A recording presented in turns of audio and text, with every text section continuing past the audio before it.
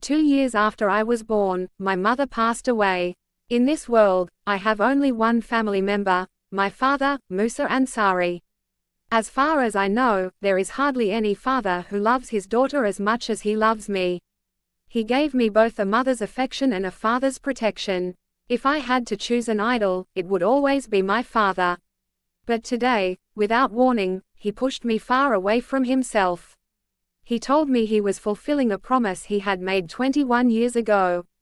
When I was born, his closest friend had asked for my hand for his newborn son, and my father had promised, "When the time comes, my daughter will become your son's bride." The man who could never bear to see even a thorn prick my finger suddenly crushed every dream and every wish I had with a single decision, sending me away with a complete stranger to spend the rest of my life. New York, my first day. Today is my first day in New York. A few hours ago, I was married to a man about whom I knew absolutely nothing. In fact, I didn't even know his name until I signed the marriage certificate. Ruwan Asam. What kind of person would he be? What would he look like? What kind of personality would he have? How would he treat me? Sitting on the sofa, rubbing my freezing hands together, I couldn't stop thinking about the man who had suddenly become my husband. Just then, a maid appeared before me. "Madam, please come. I'll take you to Sir's room." Adjusting the heavy red bridal lehenga, Anisa stood up and silently followed her. Her heartbeat was racing. As they walked through the luxurious lounge, her eyes fell upon a massive glass wall overlooking New York City. Snowflakes drifted gently from the sky. Ever since childhood, Anisa had dreamed of seeing snowfall with her own eyes. Today, that dream had finally come true. Yet her heart felt completely empty.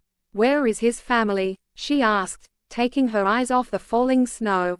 "The elder Madam, Sir's grandmother, passed away a few days ago," the maid replied softly. "I'm so sorry to hear that." Although she offered her condolences, Anisa was drowning in her own fears. "And the rest of the family?" she asked while climbing the stairs. Without answering, the maid stopped before a large wooden door. "This is Sir's room." Then she turned around and walked away. Anisa found it strange. She didn't even know whether Ruwan was inside or not. Her palms became sweaty at the thought of entering. Taking a deep breath, she slowly turned the doorknob. The door creaked open. She stepped inside. It was probably the simplest bedroom she had ever seen. A neatly made bed covered with spotless white sheets. Long white curtains hanging beside the floor-to-ceiling glass wall. Only 3 pieces of furniture: a bed, a sofa, and a wardrobe. Oh God, what kind of person is he?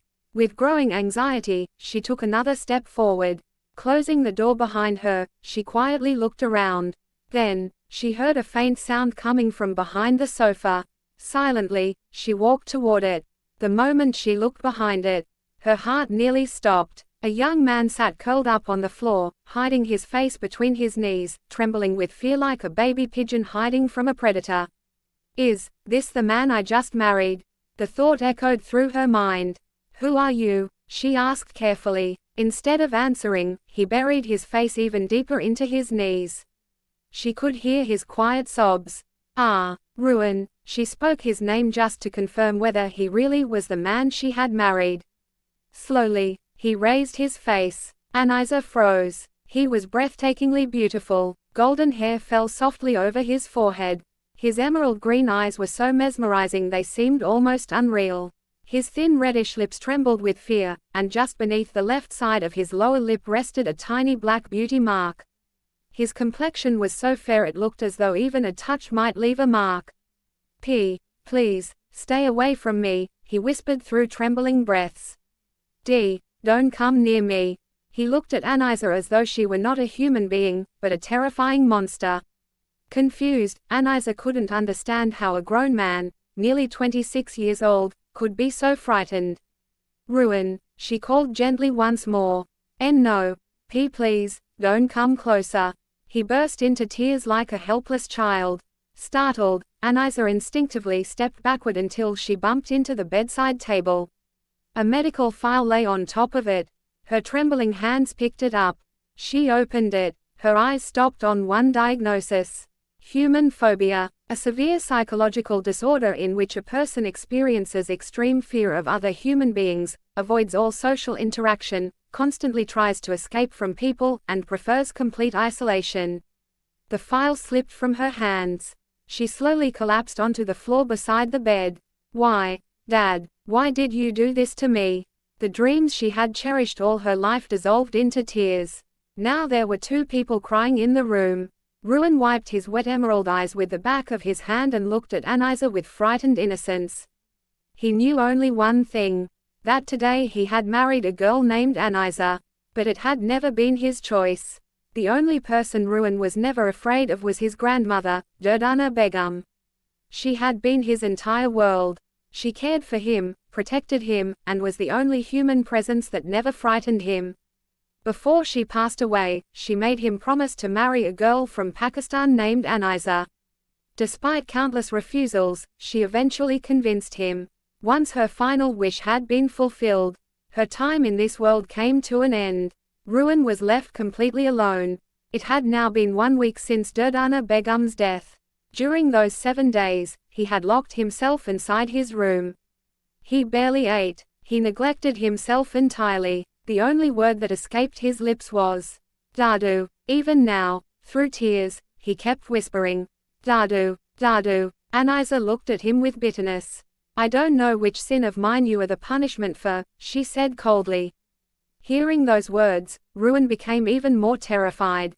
He crawled backward until he reached the corner of the wall. Dad, what have you done? You've sent me here not as a bride, but as a caretaker for a patient. She held her forehead in frustration. Ruin started crying again. His sobs filled the room. Stop crying, Anisa shouted. His sobs stopped instantly. Fear made his entire body tremble.